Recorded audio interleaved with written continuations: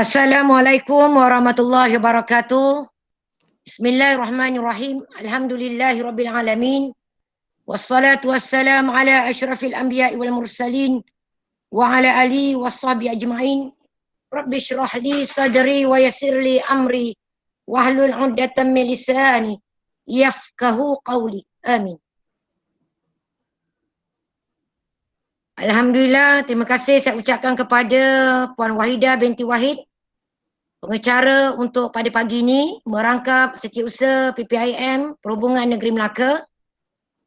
Yang berbahagia Puan Rogaya binti Muhammad, penolong pengarah Unit Pembangunan Bakat Murid Jabatan Pendidikan Negeri Melaka. Yang berusaha Puan Hajah Hamizah binti Hassan, pengurusi PPIM Perhubungan Negeri Melaka. Semua ahli jawatankuasa Induk Negeri Melaka. Semua guru-guru, pemimpin PPIM di sekolah-sekolah rendah dan menengah negeri Melaka. Seterusnya hadirin hadirat yang mendengar dan mengikuti Google Meet pada pagi ini. Kita bersyukur pada Allah Subhanahu Wa Taala dengan limpah kurnianya pada pagi ini. Allah masih lagi memanjangkan nikmat kepada kita. Sama ada pertama nikmat umur kita, nikmat kesihatan kita, ketenangan jiwa kita, dan segala nikmat lah. Makan, minum, berjalan kita, boleh ketawa, boleh bercakap. Syukur pada Allah Subhanahu Wa Taala.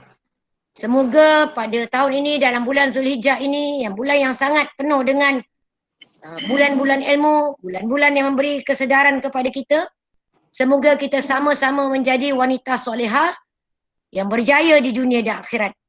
Saya juga mengucapkan ribuan terima kasih kepada peneraju ahli jawatankuasa Induk Negeri Melaka yang sudi menjemput saya untuk bersama-sama, ya, bukan nak mengajar hadirin hadirat, terutama kepada yang saya anggap tok guru lah, Puan Hajah Hamizah, semua guru-guru pemimpin yang saya anggap sebagai kakak, dan kepada pegawai-pegawai yang hadir, terutama kepada Puan Rogaya, terima kasih sanggup daripada rumah patah balik ke jabatan semata-mata untuk meraihkan majlis ilmu. Ini yang Allah kata satu pengorbanan yang sangat besar. Jadi dia sangat sesuai lah dengan tajuk kita, korban sucikan jiwa, eratkan silaturahim. Jadi pada pagi ini, izinkan saya yang tak seberapa ini, mungkin ada di depan saya ini sahabat-sahabat saya, dia lebih baik daripada saya. Mungkin tidak terpanggil sebab mereka ini mungkin bersifat tawaduk, lebih pada saya ni. Jadi saya bersatu syukur pada Allah Subhanahu Wa Taala. Jadi mohon apa yang saya kongsikan pada pagi ini Allah beri kekuatan untuk saya buat. Saya buat untuk diri saya, kepada anak-anak keluarga saya, kepada jawatan saya sebagai guru di sekolah saya SMK Seri Pengkalan, kepada kawan-kawan saya.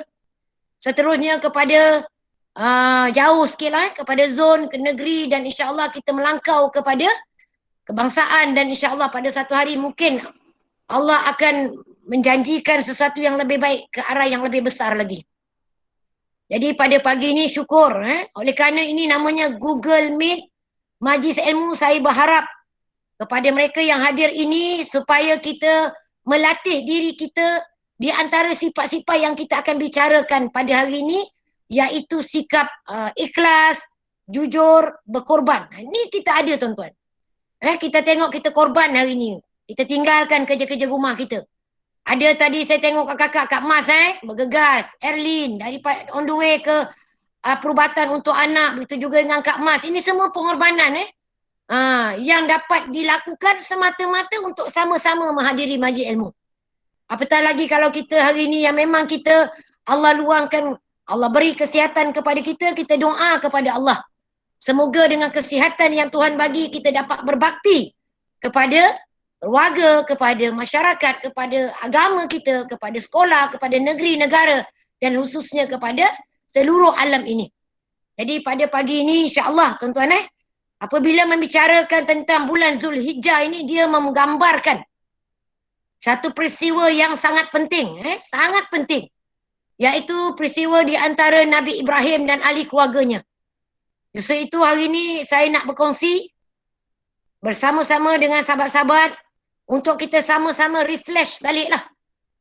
Sejauh mana pengorbanan yang kita telah buat, dia telah mensucikan jiwa kita dan akhirnya dia memberi impak yang sangat besar dalam mengeratkan silaturahim.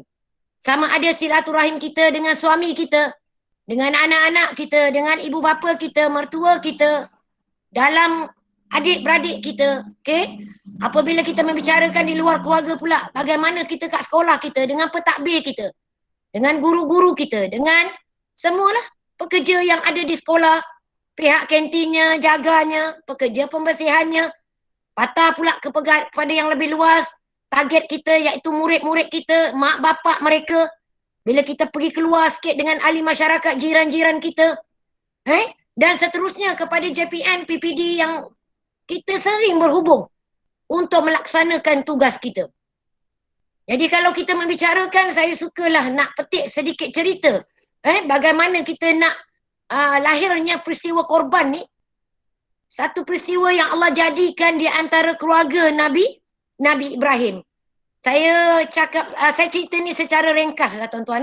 Saya yakin sahabat-sahabat lebih faham dan selalu mengikuti cerita ni. Jadi saya sebut ni sebagai kita refresh balik, kita ingat balik bagaimana timbulnya satu peristiwa korban yang Allah jadikan yang kita namakan korban. Kalau kat Malaysia ni kita kalau sebut korban potong lembu dan sebagainya.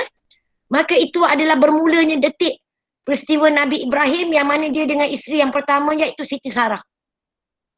Siti Sarah ni tak ada anak. Jadi bila dia diizinkan berkahwin untuk kali yang kedua oleh Siti Sarah ni, maka kahwinnya adalah kepada pembantu Siti Sarah, iaitu yang dinamakan Siti Hajar. Ditakdirkan dapat mengandung. Bila mengandung ni itu kita nak belajar tuan-tuan Kita ni mungkinlah yang dengar ni mungkin ada bermadu. Jadi kita bermadu ni kita patahlah balik. Kerana kalau kita bermadu ni sebenarnya dengan izin Allah.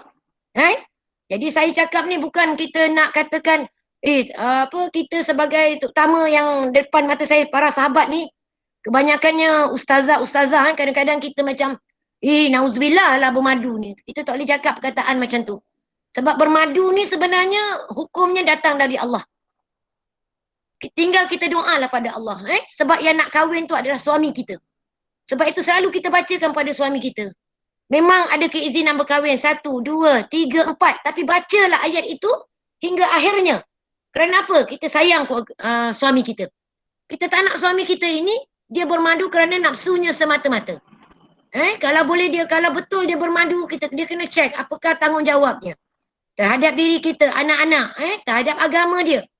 Apabila semua tu telah lengkap, maka barulah dia berpindah kepada dua. Dan kalaulah ditakdirkan saya, para sahabat terkena untuk bermadu, maka kita kena menjadi orang yang menghayati sirah Nabi Ibrahim ini bersama keluarganya, bahawa dia telah menunjukkan peristiwa madu ini telah bermula dan apa kesannya kalau orang bermadu dengan cara yang betul. Okey? Jadi kalau kita tengok dalam konsep sikap madu ni, kita kena timalah. Mesti ada sikap iri hati. Mesti ada sikap tak senang. Jadi bila Siti Sarah ni dapat tahu Siti Hajar ni mengandung, dia rasa marah pun ada walaupun dia berkahwin tu dengan keizinan dia. Jadi dia rasa cemburu. Jadi dia cakap dengan Nabi Ibrahim, ya Ibrahim kau bawa lah Siti Hajar ni jauh, dia kata. Kau bawa lah dia jauh, aku tak boleh tengok, aku sedih, dia kata. Sebab aku tak dapat memberi kau zuriat. Maka pergilah Nabi Ibrahim ni. Maka dengan perintah Allah juga, dia berjalan dengan Siti Hajar di padang pasir. Kita lihat Siti Hajar ni mengandung. Jadi point saya nak, yang pertama sekali tuan-tuan, kita lihat bagaimana ketaatan mereka ini. Bagaimana mereka ini apabila menerima perintah untuk kemaslahatan masyarakat, untuk sesama kita, mereka melaksanakan tanpa ada rasa kebencian. Ada rasa macam tak seronok. Ada merasa kerana membuat sesuatu itu kerana terpaksa. Jadi saya cakap ni untuk diri saya, kepada sahabat-sahabat, hadirin hadirat yang mendengar dalam Google Meet ni, hadirkanlah diri kita dalam majlis ilmu ini dengan keikhlasan kita. Memang dia program PPIM, Perhubungan Negeri Melaka. Tetapi ia merupakan satu majlis ilmu. Dengan majlis ilmu ini biarlah kita bertambah umur, pada tahun ini menjadi seorang guru lah. Kalau kita ni jadi guru yang senior, guru senior yang sabar, yang menjadi contoh teladan, yang berani menegakkan amar makruf nahi mungkar. Kalau kita ni seorang isteri, jadilah isteri yang penyayang, yang boleh kita sama-sama mendidik suami kita. Jika kita seorang ibu, jadilah ibu yang penyayang, ibu yang sabar, ibu yang seterusnya dapat melahirkan anak-anak yang soleh-soleha. Kalau kita ni pula sebagai seorang guru, sebagai seorang pegawai di PPT jabatan, kita ini merupakan seorang pegawai yang sentiasa menjalankan tugas kita dengan adil, dengan telus, bersungguh-sungguh, rajin, tak ada record. Blacklist kita ni. Paling kurang kalau orang refer je, pergi tanya kepada Secret Heart, macam mana si Wahid?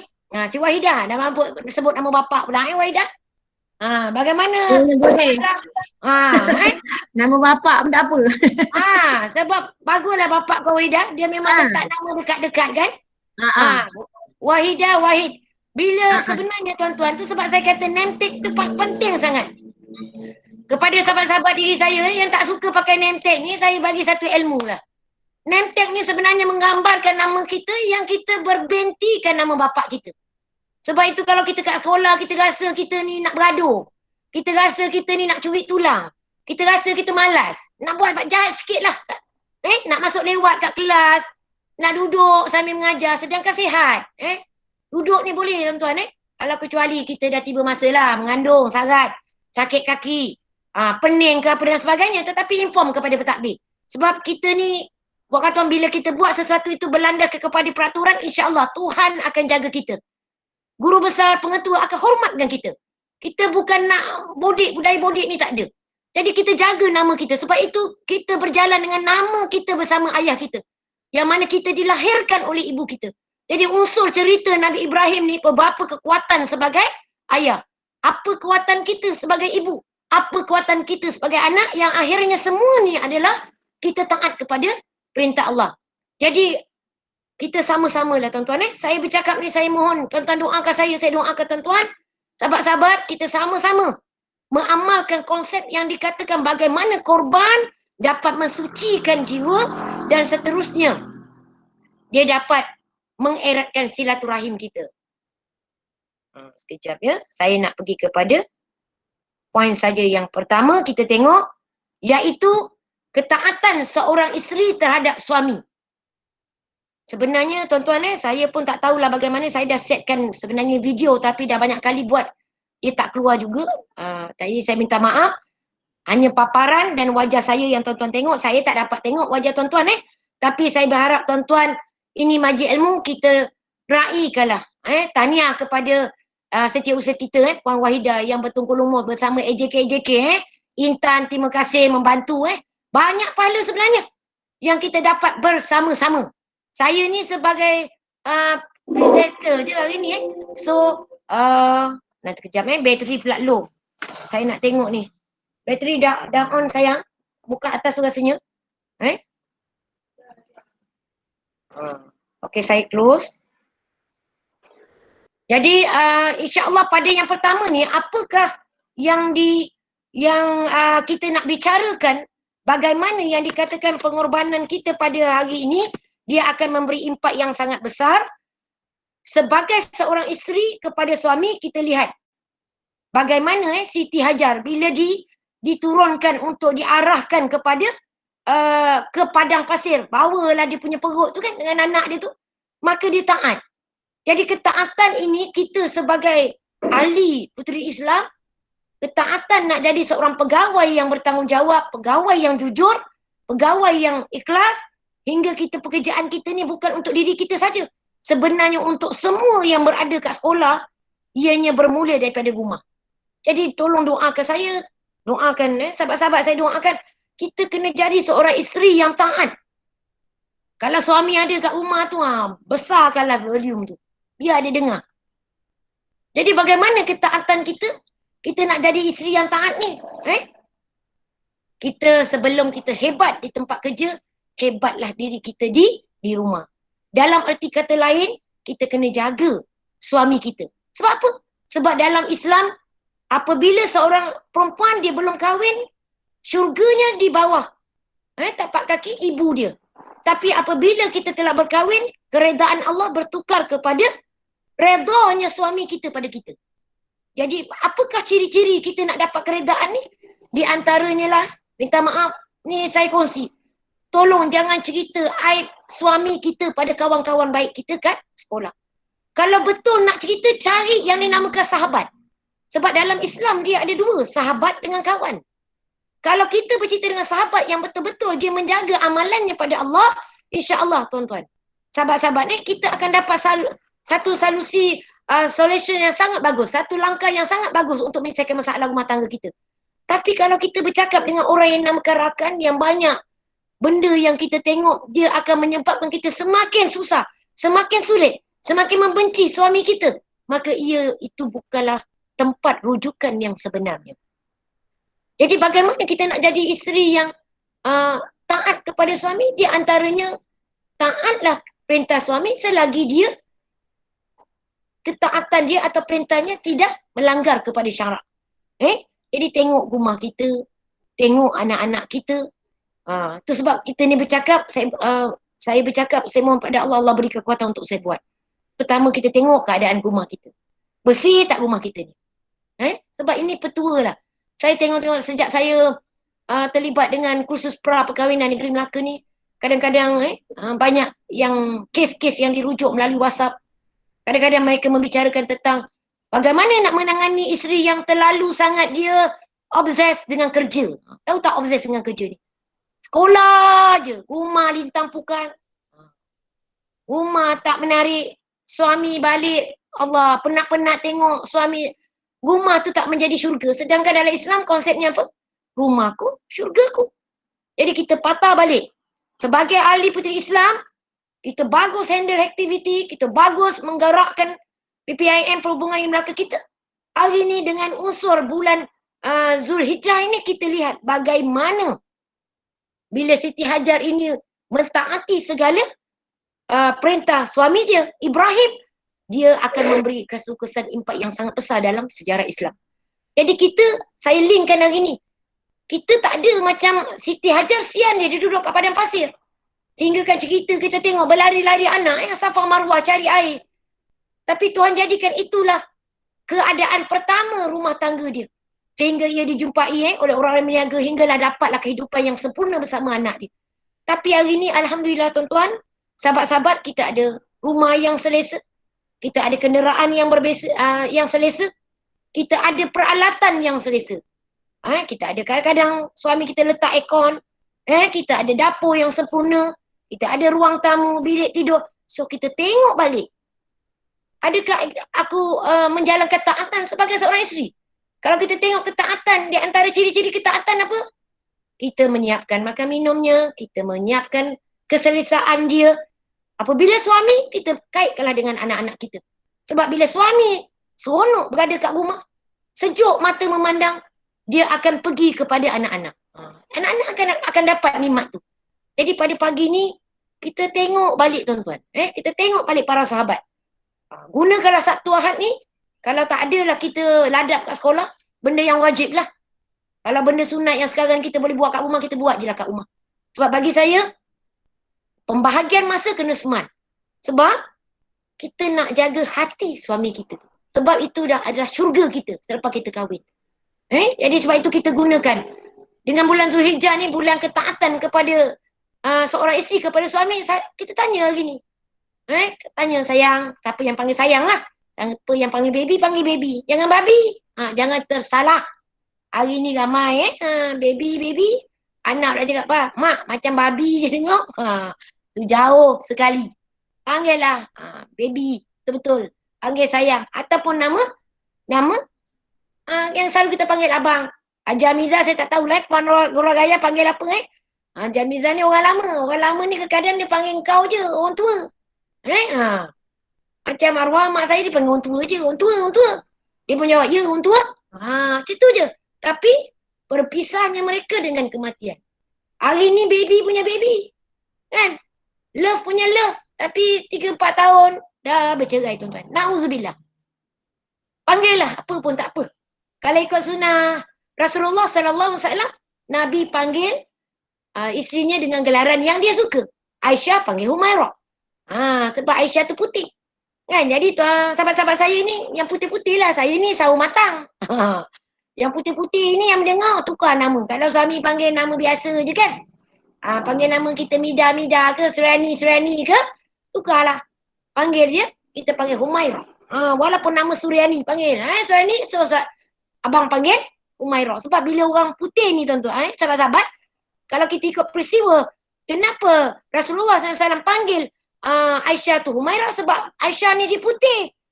Nabi kata, aku sejuk pandang nak muka Aisyah ni. Bila dia ketawa, merah muka dia. Macam kita ni kalau sawo matang ketawa, kelabu. Coklat kan. Jadi kalau yang kulit macam Bilal bin Rabah tu, saya tak nak cakap. Kulit macam Bilal bin Rabah. Semua tahu kulit dia. Kalau gelap macam mana? Sisilah tak nampak terus kan. Tapi tak apa. Itu keturunan kita. Sebab itu saya selalu cakap dengan anak-anak didik saya, terutama yang perempuan.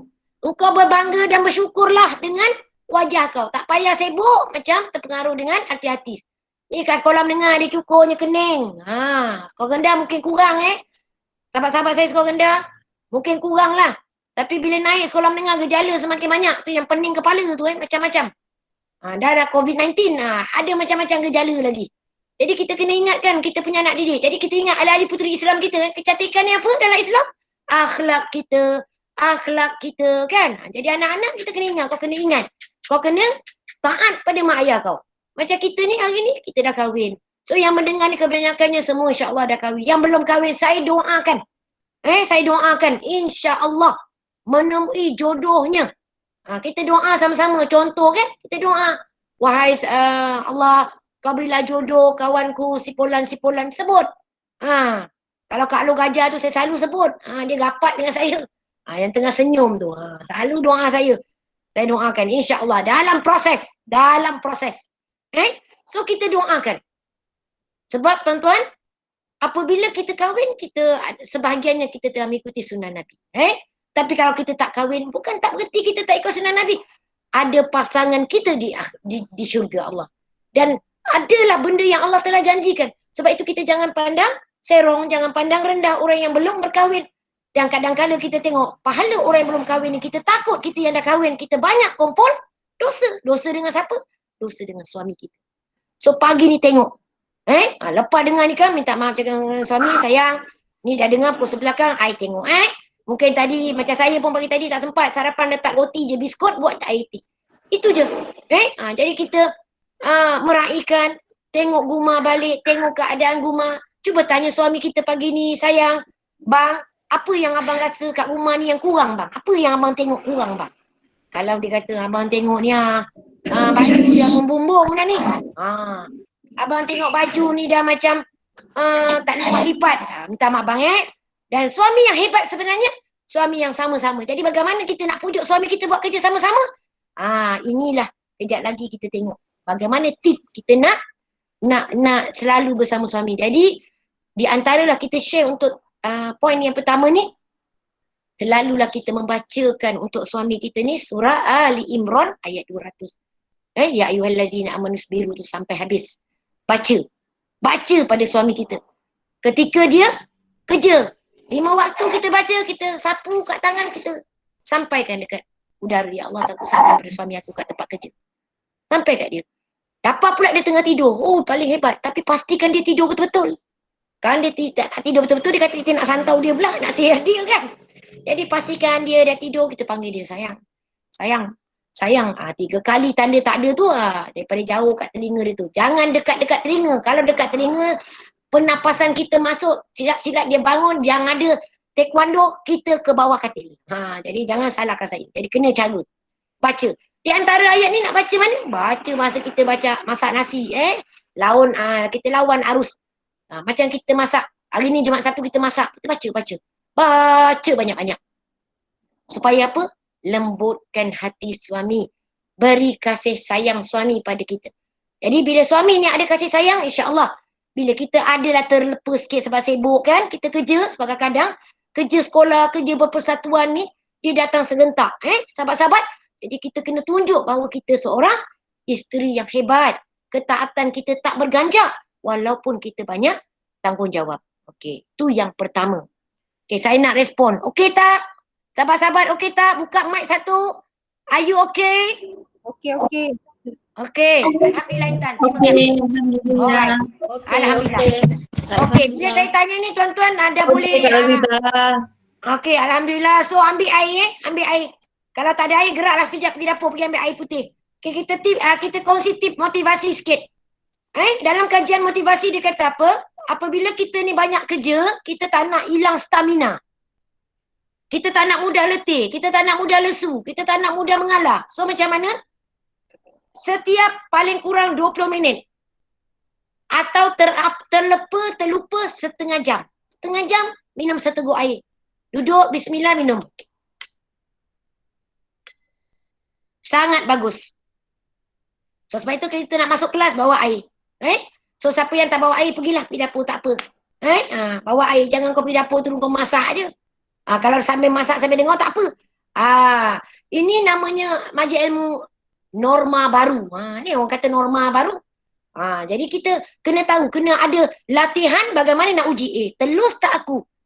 Aku ni jujur ke? Selalu kita cakap, aku ikhlas. Ikhlas tak kita dalam majlis ilmu pagi ni? So siapa yang set saja tapi dia ke mana-mana, maka tidak ada ketelusan, keikhlasan dalam diri kita lagi. Kita kena akui dan kita kena taubat. Perbaiki diri kita. Okey.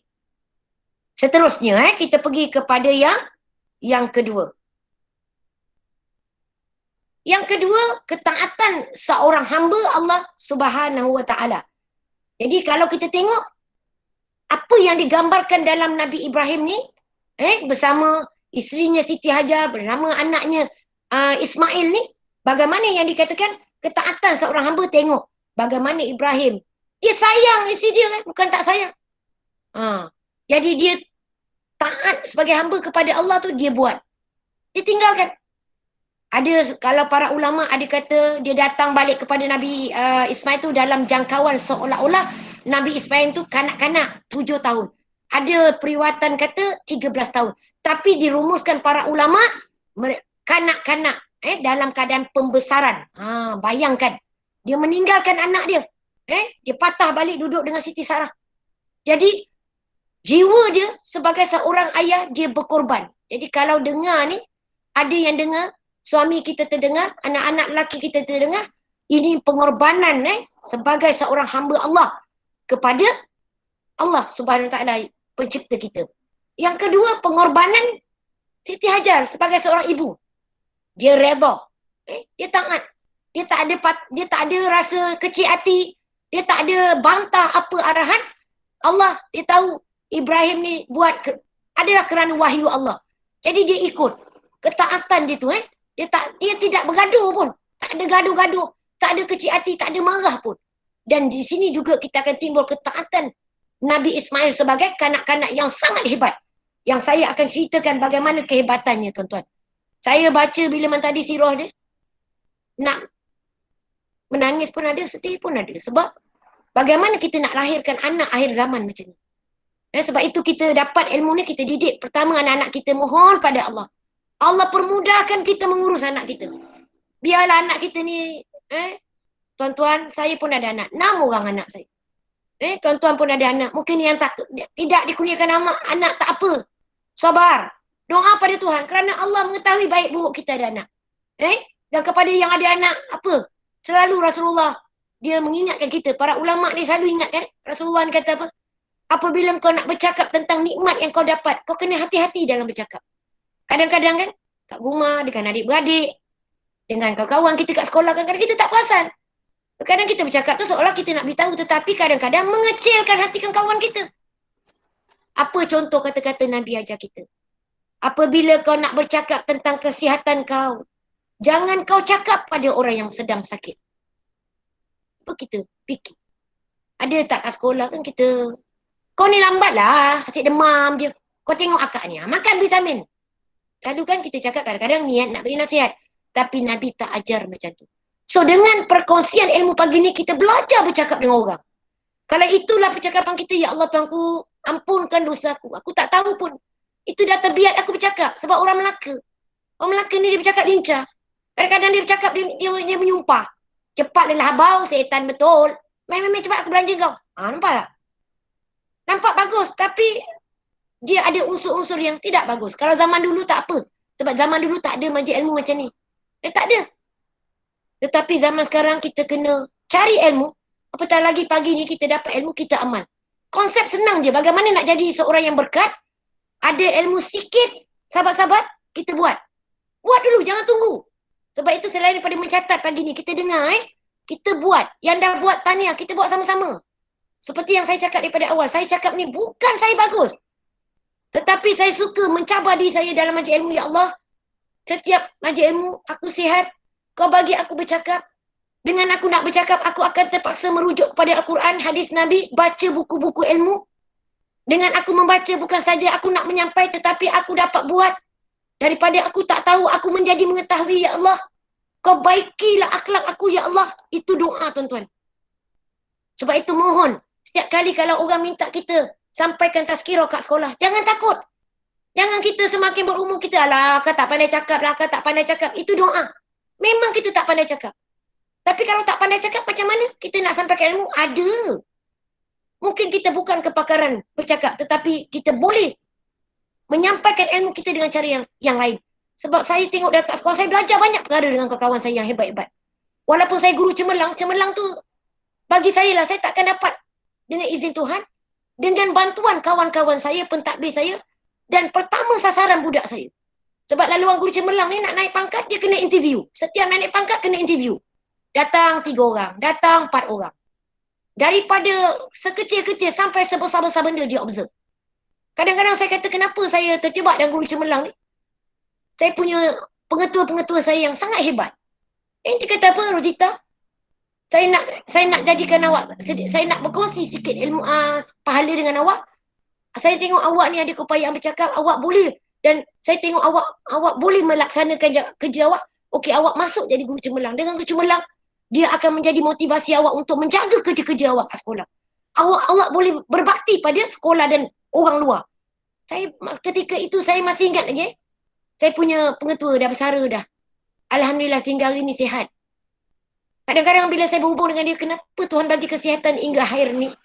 Saya tengok kerana dia seorang yang tidak ada sikap dengki hati. Tak ada sikap yang rasa sesuatu yang boleh menyebabkan kita terasa dan sebagainya. No. Sebagai pentadbir, sebagai guru biasa bagi saya, dia berkongsi. Dan bila saya dapat guru cemerlang ni, pada tahun dia, pada 2008, dia banyak membimbing saya. Rosita, buat ni. Rosita, buat ni. Kalau pergi majlis ilmu, engkau ingat saya ingatlah saya pun saya dah dapat pahala. Allahu Akbar. Ini yang saya kata kadang-kadang, Tuhan tak bagi kita bercakap. Tuhan bagi kita kerja lain. Macam kita lah. Saya tengok AJK induk kita perhubungan di Melaka sangat hebat. Ada orang tak pandai bercakap tapi pandai ICT. Ui hai. Alhamdulillah. Ada orang pandai bercakap dengan kepetehan dia boleh mengurus, menyusun. Jadi kita kena ambil tu. Ada orang dia senyap je. Dia jadi orang belakang-belakang tabir je. Kadang-kadang orang yang beli hadiah, orang yang balut hadiah, dia tak cakap banyak.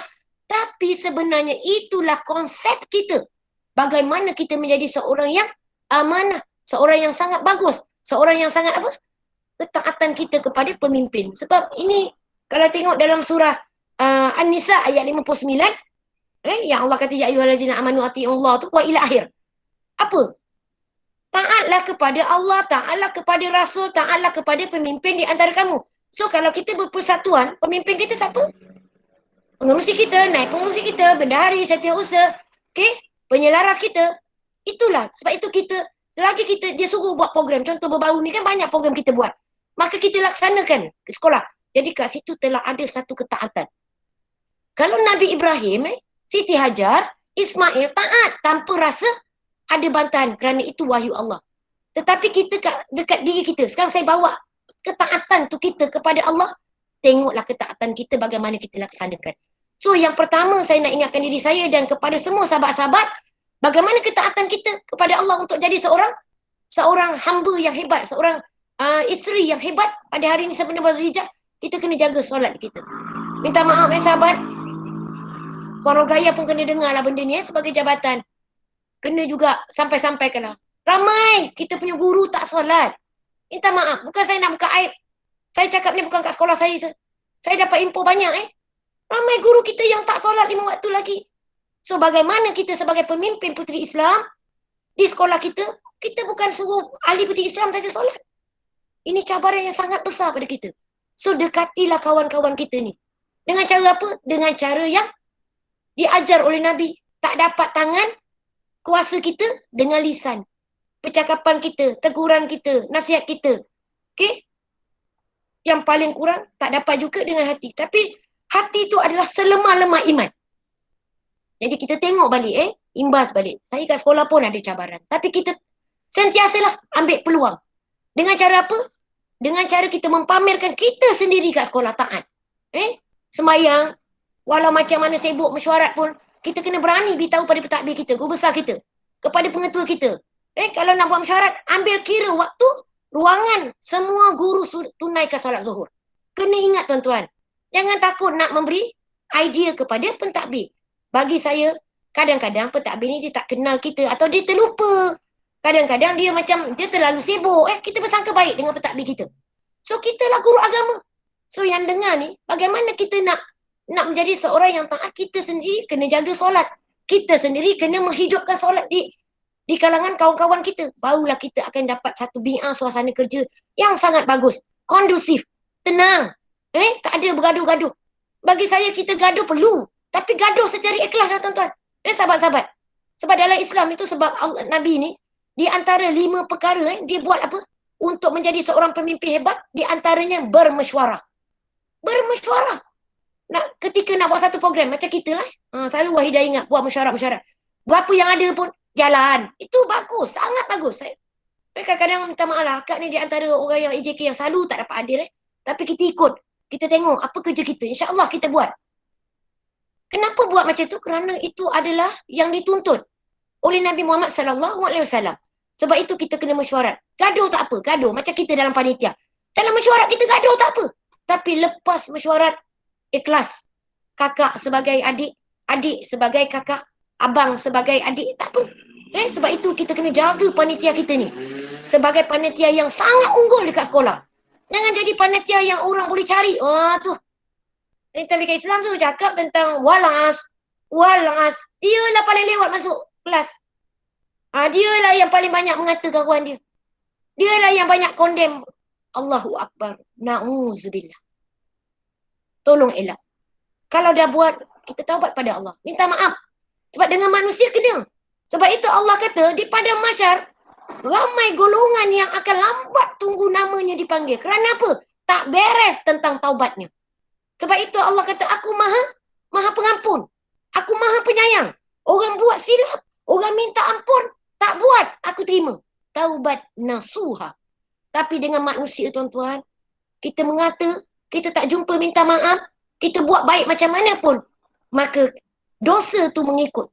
Sebab itu jangan rasa bersalah. Jangan rasa rendah diri, rasa aku nak minta maaf pula, aku ni kakak. No. Walaupun kita tak salah, minta maaf dengan dia. Mungkin cara kita bercakap, mungkin cara kita berhubung dia tak faham, mungkin tahap dia tak jadi macam kita. So kita saling maaf, bermaafan. So yang pertama saya mohon, kita sama-sama jaga solat. Solat ni tuan-tuan jangan lewat. Bagi saya lah, pematian kita tengok, kita ni nak jadi hebat. Macam mana kita hebat kat sekolah, kat rumah. Kalau azan kat rumah, kita kena solat dulu sebagai ibu, sebagai isteri. Lepas tu, suami, anak kita kena kuat. Kat sekolah, kita lah, selagi kita kata tak ada kerja kan, kita kata dah habis kelas. Solat. Sebab solat di awal waktu ni, dia berbeza dengan solat di hujung waktu. Sebab itu, orang yang menjaga solat waktu di awal waktu, insya-Allah segala doanya Tuhan dengar lebih awal daripada yang di akhir. Yang kedua, aurat. Aurat jaga. Itu cara taat kita pada Allah. Nak jadi seorang pemimpin hebat, suami hebat, isteri. Tak nak kita dalam yang dengar-dengar ni, terutama guru pemimpin PPIM, sekolah-sekolah, kita ni tak settle lagi lah. Saya tahu ada banyak sekolah rendah dan menengah yang guru pemimpinnya adalah bukan guru agama. Itu sebenarnya kita punya syarat bukan guru agama. Betul lah tu Dia fikir kok kita meletakkan kita guru. Contohlah guru BI, bahasa Inggeris, cikgu PJ, cikgu muzik mungkin. Dia menjadi pembantu kita. Dan mungkin ustazah tu jadi ketua. Ataupun kadang-kadang guru matematik dah tak ada dah. Guru ustazah dia tak ramai. Dia ambil sebagai ketua. Jadi kita kena sama-sama membantu bagaimana aurat. Aurat ni memang betul susah kita nak cakap. Tetapi usaha kena ada. So, usahalah. Kita mohon pada Allah kerana yang menjadikan dia tutup aurat dengan sempurna adalah bagaimana dia dengan Allah. Sebab kalau sebut guru, pemimpin kat sekolah, kebanyakan mereka ini telah baligh, telah berakal. Sebab dan kategori jiwa mereka. Ada cikgu tak boleh cakap banyak, minta maaf. Sebab itu kita sebagai guru pemimpin PPIM kena clear ni. Kita punya aurat. Clear cara kita berpakaian PJ macam mana. Alhamdulillah hari ni dah banyak kan t-shirt muslimah. So kita pakailah. Jangan kita petikaikan mahalnya t-shirt muslimah. Kena ingat orang yang boleh berkorban dekat dunia hanya layak untuk masuk syurga Allah. So salah satu korban duit lah. T-shirt muslimah ni kenapa mahal? Kerana dia lebih besar, lebih longgar dan kadang-kadang dia punya apa orang kata dia punya jenis kain lebih bagus, tak melekat. Jadi saya mohon yang mendengar ini supaya kita sendiri bergerak. Tukar imej kita punya penampilan. Pakailah t-shirt muslimah. Kerana sedikit-sedikit perubahan ini Tuhan akan balas dengan banyak kebaikan yang kita tak tahu bila Tuhan nak balas. Ada orang Tuhan balas kejap je. Ada orang lambat. Ada orang sampai meninggal Tuhan dia tak rasa, tetapi Tuhan balas pada waris-waris dia. Dan Allah beri kehidupan dia di alam barzah, sakratul maut dia dengan keadaan yang sangat indah di mata dunia dan akhirat. Yang ketiga, kita mohon jaga puasa Ramadan kita. Walaupun COVID-19 kita belajar dalam keadaan norma baru, kita dah boleh promote untuk ahli-ahli puteri, kita ambil bagaimana budak-budak ni memanglah folio tak hantar tahun ni, tapi kita buatlah proses dalaman bagi dia modul dia buat. Di samping itu kita dah boleh wawar pada anak-anak kita, anak murid kita, diri kita, keluarga kita, qada Ramadan. Qada Ramadan. Jangan sampai tahun depan. Sebab kita tengok kadang-kadang minta maaf ramai di kalangan kita ni, anak-anak murid kita, anak-anak didik kita, puteri Islam tak qada puasa Ramadan. Sedangkan ada 4 perkara orang perempuan senang masuk syurga Allah. 4 perkara. Apa dia? Pertama, jaga solat 5 waktu. Pertama, macam tadi. Yang kedua, kalau dia belum kahwin, taat kepada ibu bapa. Dah kahwin, cari keredaan suami dia. Itu yang saya bagi tip yang pertama. Yang Allah telah tonjolkan dalam peristiwa pengorbanan Nabi Ibrahim, Hajar dan anaknya. Yang ketiga, kalau pertama solat, yang tadi belum kahwin kita taat. Yang ketiga adalah kita punya puasa Ramadan. Sebab itu saya kata puasa Ramadan kena jaga. Kalau kita ni, minta maaf, kita guru saya pun sentiasa. Kadang saya ni kalau puasa, saya tak puasa sunat. Sahabat-sahabat. Saya puasa qada je. Sebab saya berdoa pada Allah, ya Allah, sewaktu usia kita balik, macam saya balik tingkatan 2. 14 tahun. Kita tak tahulah puasa kita tu kadang-kadang Tuhan terima ke tidak kan? Jadi saya puasa qada je tuan-tuan. Tiba ada satu certain, kalau saya tengok saya dah banyak puasa tu untuk qada, untuk sunat tu saya ambil. Kalau saya tengok kita sihat kan, sebab dari segi kaedah mengqada puasa ni, kita tengok keadaan. Kalau kita memang ada sakit yang tidak ni, elok kita meniatkan qada dulu supaya qada itu beres, sebab qada hukumnya wajib. Sunat sebagai top up. Yang keempat, apa sebab kita masuk syurga? Kerana aurat kita. Sebab itu bila Isra' Nabi Muhammad SAW, Nabi berjalan dengan Jibril, Nabi tengok dekat syurga ramai orang perempuan. Bila Nabi tanya Jibril, ya Jibril, kenapa ramai orang perempuan? Maka Jibril kata orang perempuan ni senang masuk syurga. Sebab 4 perkara tadi. Tapi bila sampai dekat neraka, Nabi tengok. Nabi rasa keliru tanya pada Jibril. Ya Jibril, dia kata kenapa? Tadi ramai dekat syurga orang perempuan, kat neraka pun ramai orang perempuan.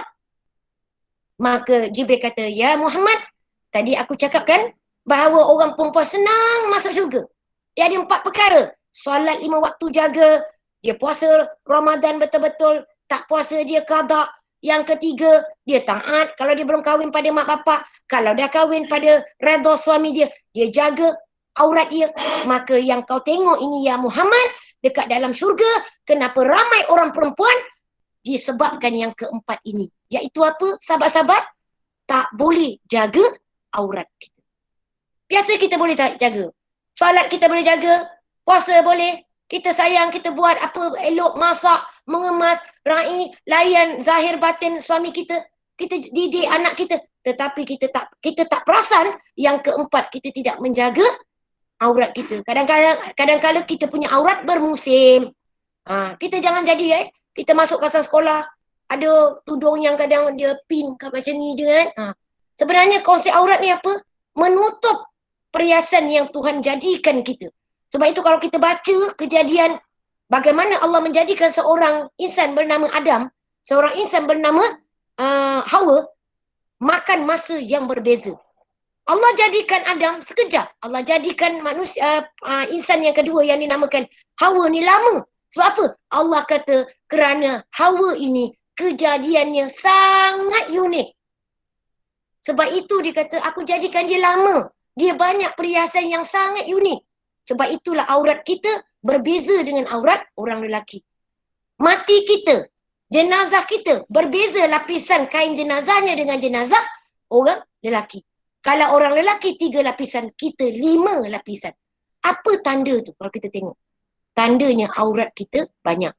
Jadi bagaimana kita dengan bulan pengorbanan ini, bulan Zulhijjah ini, kita nak tunjukkan kita seorang guru yang taat, isteri yang taat, pemimpin yang taat, hamba Allah yang taat.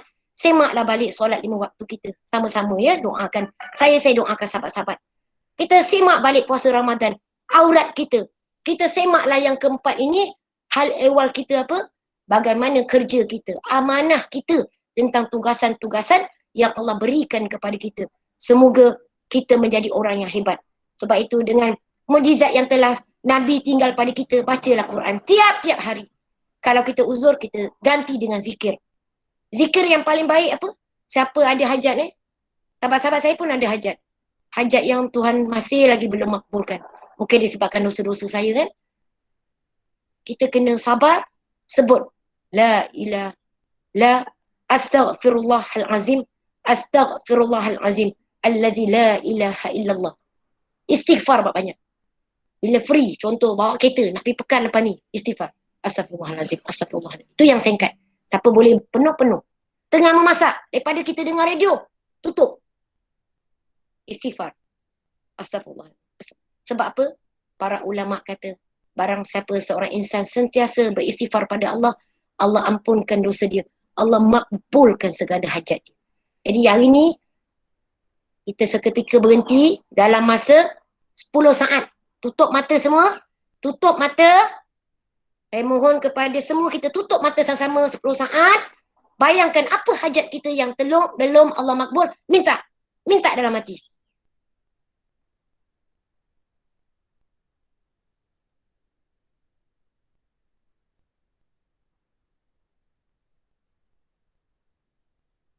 Amin, amin ya rabbal alamin. Astaghfirullahaladzim. Semoga Allah permudahkan, semoga Allah ampunkan dosa kita, murahkan rezeki kita, sihatkan tubuh badan kita, dan Allah makbulkan hajat-hajat kita. Okey, kepada para sahabat. Yang ketiga, sebelum yang ketiga macam biasa, minum air sayang, buka mic. Okey. Ada yang nak bercakap dengan Ustazah?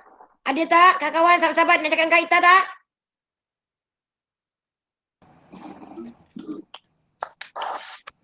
Kak Ita, okey. Alhamdulillah. Okey, alhamdulillah. Haji Amiza, kita. Haji Amiza nak respon Haji Amiza? Kak Aja, okey tak Kak Aja? Mesti Kak Aja mikrofon tak buka tu. Puan Rogaya macam mana? Puan Rogaya okey tak? Alhamdulillah setakat ni seronok sangat. Okey, Puan Rogaya kat pejabat seorang ke tu? Ya, saya seorang je kat pejabat ni. InsyaAllah. Puan Rogaya jangan risau. Ada teman iaitu malaikat. InsyaAllah. Amin. Amin. InsyaAllah. Kami doakan para malaikat melindungi Puan Rogaya insyaAllah. Okey. Alhamdulillah. Terima kasih pada semua. Minum air. Cari air. Minum air. So kita yang ketiga. Apa konsep yang kita dapat belajar peristiwa pengorbanan penyelebihan yang dilakukan oleh Nabi Ibrahim ke atas anaknya Ismail dengan perintah Allah. konsep yang ketiga ni kita nak cerita apa yang kita dapat buat kasih sayang seorang ibu terhadap anak dia. Bila sebut kasih sayang seorang ibu ni, kalau kita tengok dalam peristiwa pengorbanan Siti Hajar ni, dia dalam keadaan keseorangan, mengandung, melahirkan, membesarkan. Sebab itu ada satu amalan ketika Haji Umrah, iaitu kita ada buat sa'i kan. Antara Safa dan Marwah 7 kali. Ini adalah peristiwa rentetan perlakuan yang dilakukan oleh Siti Hajar apabila dia nak mencari air untuk anak dia. Jadi dalam konsep yang ketiga ini, bagaimana kita sebagai hari ini guru-guru, sebagai isteri, sebagai ibu, sebagai pekerja, sebagai rakan, sebagai hamba Allah nak mempunyai sifat kasih sayang. Macam saya cakap tadilah, kita nak jadi orang yang kasih sayang kat luar ni, kita mesti mula kat rumah. Mesti mula kat rumah. Sebab itu hadis Nabi sahih, kullu mauludin yuladu ala fitrah fa abawahu yuhawidanihi aw yunasiranihi aw yumajjisanihi. Nabi kata apa? Setiap bayi yang dilahirkan ibarat kain putih. Siapa corak? Mak bapak. Mak bapak lah. Mayahudi, memajusikan diri dan sebagainya.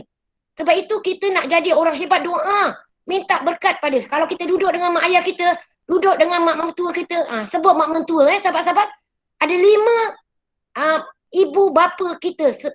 5 ada 4 mak bapak yang setaraf dengan doa mak bapak kita. Jadi siapa yang saya sebut ni dia ada, tolong pastikan, katalah dia adalah selama ni berkecil hati, marah, maafkan, minta ampun.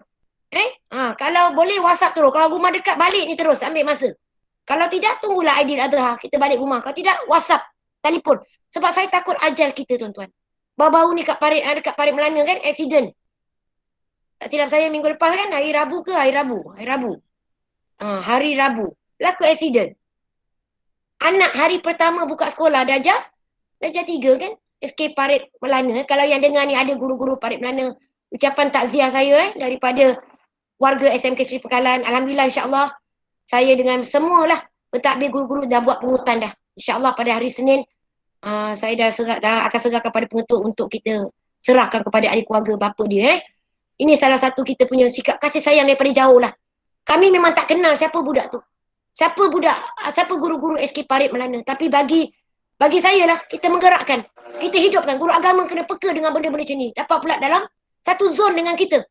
Itulah tanda kasih sayang kita. Tanda empati, bukan simpati, empati kita. Sebab itu ada 4 siapa yang setaraf dengan mak bapak kita. Mak bapak kandung memang mak bapak kampung. Mak bapak kandung kita. Doanya tanpa hijab. Sebab itu bersyukur siapa ada mak bapak. Yang tak ada, hari ni juga, waktu ni sekarang siapa yang sedang mendengar suara saya, termasuk saya ni, kita niat, pahala kita menghadiri majlis ilmu, kita sebut nama arwah mak bapak kita, supaya Allah sampaikan kepada mereka di alam barzah. Tuan-tuan, sahabat-sahabat dan diri saya, apabila kita setiap buat baik, kita pergi sekolah, kita niatkan kebaikan, nak mengajar tu, ya Allah hari ni aku nak pergi sekolah. Layaklah aku kerja aku ni sebagai ibadah. Aku dapat pahala. Yang pejabat Puan Rogayah pergi pejabat. Haji Hamizah buat kerja rumah. Kadang-kadang buat kerja sosial. Yang dah bersara dengan ni, buat kerja-kerja amal. Niat setiap hari, ya Allah, layaklah pekerjaan ini dianggap sebagai satu ibadah. Dan bagilah pekerjaan aku ini layak dapat pahala darimu, ya Allah. Dan aku sedekahkan kepada mak ayahku.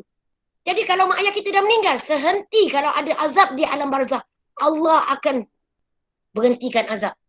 Sebab itu para ulama membicarakan, orang yang telah meninggal ini bila ditakdirkan dia ada dosa, dia sedang diazab, maka malaikat Munkar Nakir tidak melakukan azab tersebut. Maka arwah ini bertanya kepada Munkar dan Nakir, wahai malaikat, kenapa kau berhenti memukul aku ketika ini? Maka para malaikat kata, ya si Fulan, sesungguhnya waris engkau sedang berada dalam majlis ilmu. Allahu Akbar. Sedih mak bapak kita, tuan-tuan.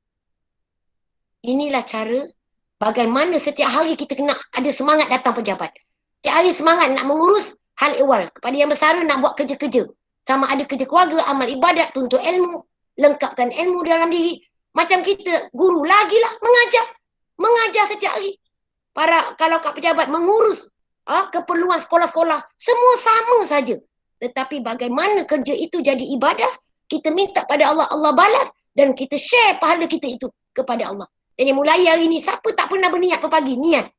Kita buat kerja rumah pagi niat. Ya Allah, aku niat kerja rumah aku buat sebagai suri rumah, sebagai isteri ni, sebagai ibadah. Ampunkan dosa aku, bagi aku pahala. Aku nak hantar pada mak bapak aku. Aku jadi seorang isteri yang hebat kerana mak bapak aku, ya Allah. Sebut kebaikan mak bapak kita waktu kita kemar rumah. Terhenti seketika sekiranya ada azab untuk mak bapak. Jadi siapakah empat ni? Mak bapak angkat, mak bapak tiri, mak bapak susuan, mak bapak, satu lagi. Mak bapak, siapa boleh ingat? Mak bapak tiri, mak bapak susuan, mak bapak angkat, mak mentua. Mak mentua kita. Bapak mentua kita. So ada 5 ni. So siapa duduk dengan mentua? Mentua tegur kita. Orang tua. Para sahabat, biar tak apa. Raikan dia. Ingat. Hujung hati, katalah kalau kita tak bersalah pun tak apa. Maafkan dia. Sebab apa? Dia lebih tua. Dia lebih banyak hidup. Doa dia separis dengan doa ibu kita. Sebab itu siapa jaga mak bapak, mertua, ibarat jaga mak bapak. Apatah lagi yang duduk dengan mak bapak. Allahu Akbar. So susun aktiviti kita supaya kita dapat berjasa pada dia, berjasa pada career kita, berjasa pada keluarga kita. So kat situ akan lahir kasih sayang. Sebab kita perempuan, kita ibu. So apakah yang perlu kita buat sempena pagi ni? Jadilah ibu yang penyayang. Selalu maafkan anak. Jangan bezakan kasih sayang terhadap anak. Jangan suka menuduh anak. So doakan dia. Pegang kepala dia. Tak dapat pegang dia sibuk, dia tak jumpa kita, doa setiap hari. So itu di antara. Dan saya nak share, apakah sebagai ibu, bacakanlah ayat ini, iaitu dalam surah Yasin ayat 82, iaitu sebelum 1 berakhir, kita 83 kan. 82, innama amruhu tu iza arada syai'an ayyaqula lahu, hu tu berhenti. Sahabat-sahabat kita berhenti. Hu tu bacakan nama anak kita tu. Bentikan atau binkan dengan nama kita sebagai ibu yang melahirkan. Tuan-tuan bacalah, sama ada ketika memasak, ketika pegang kepala dia, ketika dia sedang sakit nak bagi ubat. Supaya kita minta, ya Allah jadi sihatlah dia ketika sakit. Ya Allah pandaikanlah dia. Ya Allah cerdikkanlah dia. Ya Allah jadikanlah hatinya mudah nak solat. Jadikanlah hatinya anak ini jadi soleh-soleh. Kun fayakun. Doa. So sebagai seorang mak bapak, kena tidak ada, mesti adil, mesti watak yang sama. Jangan marah anak dengan perkataan tak baik, tukar. If kita cakap perkataan tak baik, bodoh, kau ni memang tak bagus, kau tak nak cakap perkataan sayang. Kerana sayang bukannya, kalau orang kata Ustazah Rozita, tak nak ikut Ustazah Rozita lah, dia selalu cakap sayang, saya tak biasa. No, bukan saya punya trademark. Saya ambil daripada sunnah Nabi, Nabi Muhammad SAW. Sebab saya yakin siapa menghidupkan sunnah Nabi, pahala sentiasa bersama kita. Itu yang ketiga, okey? Yang keempat, kita sama-sama dalam pagi ni, dalam konsep kita lahirkan ketakwaan kepada Allah untuk dikurniakan kebaikan yang sangat banyak. Apa contoh ketakwakan? Kita tengok kat sini bagaimana takwanya kita. Kalau sebut takwa tu apa? Orang tanya kita, takwa tu apa Ustazah? Takwa ni takut pada Allah. Ibarat Allah tengok kita. Sebab itu orang yang semayang dengan ketakwaan, dia khusyuk. Dia tak akan ingat dunia. Tapi kita ni akhir zaman sahabat-sahabat, saya pun kadang-kadang kita semayang pun kita ingat. Macam mana? Kita selalulah memastikan istinja kita betul, uduk kita betul. Semayang kita kena fokus minta pada Allah. Sebab itu kita selalu baca apa? Qul a'udzu birabbin nas sampai habis. Sebelum nak solat, qul a'udzu birabbin nas wa ila akhir. Sebab apa? Sebab dengan membaca qul a'udzu birabbin nas, Allah jauhkan setan daripada kita. Sebab itu di antara penyakit kita kena doa dalam 5 waktu. Ya Allah, jauhkan hati aku dari penyakit-penyakit hati. Apa contoh penyakit hati? Penyakit takbur, dengki, khianat, ujub. Penyakit berbolak-balik. Bila buat sesuatu kebaikan nak suruh orang, nak tunjuk kat orang, minta maaf. Kadang-kadang kita tak perasan kat rumah kita nak tunjuk-tunjuk kat jiran, kita buat ni. Kadang-kadang kita tunjuk dengan adik-beradik kita. Kadang-kadang minta maaf kita jadilah seorang wanita soleha. Memang bagus ada Facebook, ada Instagram, ada WhatsApp. Tapi kadang-kadang jangan terlampau obses dengan Facebook. Tiap-tiap hari update. Update kalau yang bagus-bagus tak apa. Contohnya update hadis kan. Tapi kadang-kadang dia buat benda tu macam kadang-kadang di mata orang dia salah faham. Kadang benda tu buat nak riak tu, nak tunjuk. Jadi bagi saya lah, saya bukan nak condemn orang yang suka mengupdate dekat Facebook. Tak apa. Tapi pastikan mulai hari ni, kita jangan terjebak dengan dosa dan fitnah serta mengundang bolak-balik hati orang.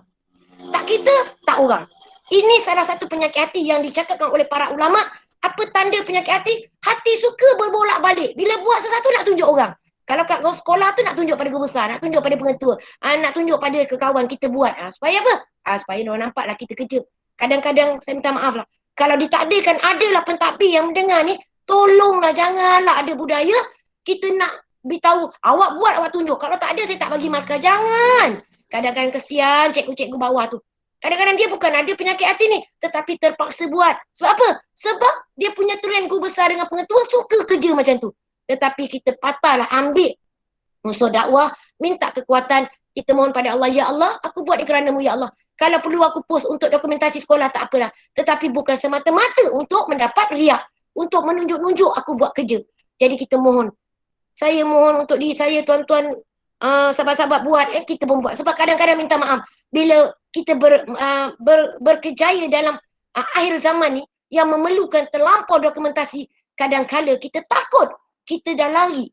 Kita takut kepada orang, tak takut pada Allah. Sedangkan ketakwaan ini maksudnya takut pada Allah. Pada manusia apa? Hormat. Tidak ada perasaan takut. Sebab itu saya bercakap. Saya mohon pada Allah dengan kekuatan. Kadang-kadang orang kata Ustazah Rita ni lantang sangat cakap. Susah nak ikut, kata. Tak apa. Bagi saya ini saluran saya berdakwah. Saya mohon pada Allah bila saya cakap, saya buat. Sebab itu, alhamdulillah dekat sekolah, kalau saya tak puas hati ke, saya nak cakap, saya cakap. Biar gaduh, biar orang kata kita lantang, lidah kita pedas. Tapi lerai. Kita dah cakap sesuatu yang kita dalam keadaan yang terkawal, kita bimbing dan kita buat. Biar di mata saya pegang kata-kata para ulama, kita ni nak jadi orang yang berkat di sisi Allah, jangan cari kesukaan dan keredaan manusia. Carilah keredaan Allah. Walaupun kadang-kala ia sangat pahit bagi kita dan orang punya impak kepada kita sangat pahit, tetapi di mata Allah sangat manis, tandanya dapat keredaan Allah. Tetapi kadang-kadang bila kita takut kepada manusia, kita dah terlupa dengan kata-kata ini, pesanan ini apa? Kadang-kadang kita terpaksa meraihkan orang, tetapi dalam masa yang sama kita buka kemukaan Allah Subhanahu wa ta'ala. Jadi kita sama-sama jaga ketakwaan hari ini. Sebab bila Nabi Ibrahim dia buat, Siti Hajar buat, Ismail ni dia taat, dia tak ada fikir lain ni, setan betul-betul. Sebab itu ada melontar jamrah kan. Jamratul Ula, Usta ada kan? Ada sebab apa? Kalau kita imbas sekali, ada peristiwa bagaimana Ismail ni diceritakan dia nak ikut bapak dia ni. Setan pergi, ya Ismail, bapak kau nak sembelih, bapak kau nak sembelih kau, bapak kau nak sembelih kau. Tapi Ismail kata apa? Aku yakin bapak aku ni buat kerana Allah. Dia takut kerana Allah. Sebab itu ketaatan aku hanya kerana Allah. Ketaatan ayahku kerana Allah. Ibuku boleh membesarku tanpa ayah kerana ketaatanku. Ketaatannya kepada Allah. Allahu Akbar. So, yang keempat ini kita buat sama-sama. Kerana apa? Bila saya cakap tadi ketaatan kita sebagai suami isteri, kita redha pada suami, kita taat kepada Allah, taat segala perintah je, kita ada sikap kasih sayang, kita ada ketakwaan. Ini yang akan mengeratkan silaturahim. Ini yang menyebabkan kita dekat keluarga berkasih sayang, boleh mendengar, boleh menyelesaikan satu masalah. Bila kat tempat kerja, insya-Allah benda yang kecil boleh beres, apatah lagi yang besar akan jadi senang dan mudah. So apa? Sebab impaknya Allah eratkan silaturahim kita di antara satu sama lain. Jadi kita wujud So yang keempat ni kena hati-hati supaya kita tidak ada perasaan bila kita buat, kita nak harapkan orang hormat kita. Kita buat, kita tunjuk. Tetapi kalau semata-mata untuk dokumentasi, kita berniat pada Allah, ya Allah, untuk dokumentasi, ya Allah, aku jagalah hati aku dari perbolak-balik. Maka kita akan jadi orang yang dalam menunaikan tugas kita, sama ada di pejabat, di sekolah, di masyarakat, kita akan jadi orang yang banyak mendapat pahala Allah Subhanahu Wa Taala. Yang kelima, tuan-tuan, yang terakhir adalah pengorbanan yang ikhlas akhirnya membawa kepada kebaikan dan silaturahim yang sangat bagus. Keikhlasan ini, tuan-tuan, saya nak buka watak Nabi Ismail, iaitu anak kepada Siti Hajar dan Nabi Ibrahim ni. Saya nak bacakan, tuan-tuan. Saya tadi saya sedih saya tengok kata-kata Nabi Ismail kepada bapa dia. Jadi tuan-tuan tengok, boleh tak anak kita ni? Katalah hari ni tak adalah hukum wahyu Allah, sebab Nabi ni, Nabi Muhammad SAW dah penutup. Jangan pula kadang ada besok pagi mimpi sembelih anak. Ni baru dapat ni. Wahyu bang, sembelih anak. Baru dengar Ustazah Rita cakap hari ayat sembelih. Tak ada. Sebab kita dah tak ada dah. Nabi Muhammad SAW dia utuskan penutup. Kan tidak ada. Yang sekarang apa ada adalah kita menjalankan segala rukun Islam yang 5, rukun iman yang 6, ihsan kita dan kita melaksanakan amar ma'ruf nahi mungkar, kita buat 5 perkara. Halal, harus, haram, makruh dan sunat, seterusnya batal dan sah. Kita kena sentiasa ingat dalam amalan kita. Okey? Apa yang saya nak kongsi hari ini, tuan-tuan dan hadirin dan hadirat, sahabat-sahabat termasuk diri saya, bila nak sembelih tu, Nabi Ismail kata, ya Abi, wahai ayahku, dengarlah 8 perkara aku cakap pada engkau ni. 8 perkara. Dia bagi syarat sebelum Nabi Ibrahim meletakkan pisau di leher dia. Perkara yang pertama dia kata, wahai ayah, kau ikatlah tanganku. Kau ikatlah tanganku kerana supaya aku tidak meronta-ronta. Kerana apa? Kalau aku meronta-ronta, sudah pasti kau sebagai seorang ayah yang penyayang, kau tidak boleh melaksanakan perintah Allah. Kedua, wahai ayah, kau tangkupkanlah wajah aku ini ke tanah. Supaya aku tak dapat melihat wajah kau sebagai seorang ayah aku. Dan kau tak boleh melihat diriku sebagai seorang anak yang kau sayang. Sebab kalau kita tengok sejarah, dia jumpa je Nabi Ibrahim selang dalam beberapa hari, dah kena sembelih tuan-tuan. Bayangkan tuan-tuan, berpisah sekian tahun, jumpa anak dapat perintah Allah sembelih.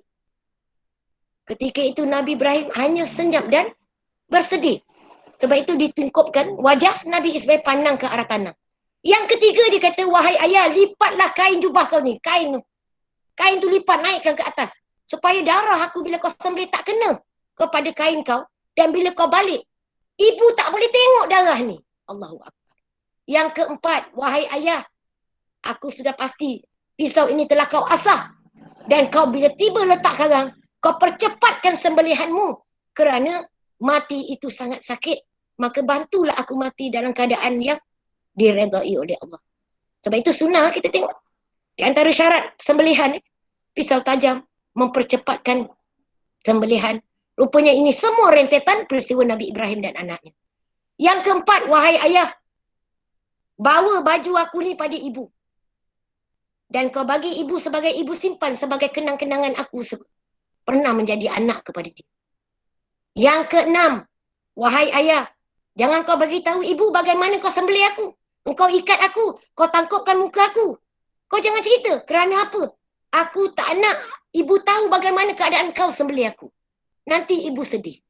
Yang ketujuh, wahai ayah, jangan kau bawa anak-anak yang sebaya dengan umurku balik ke rumah. Kerana aku takut ibu akan sedih mengenangkan aku yang kau korbankan pada hari ini.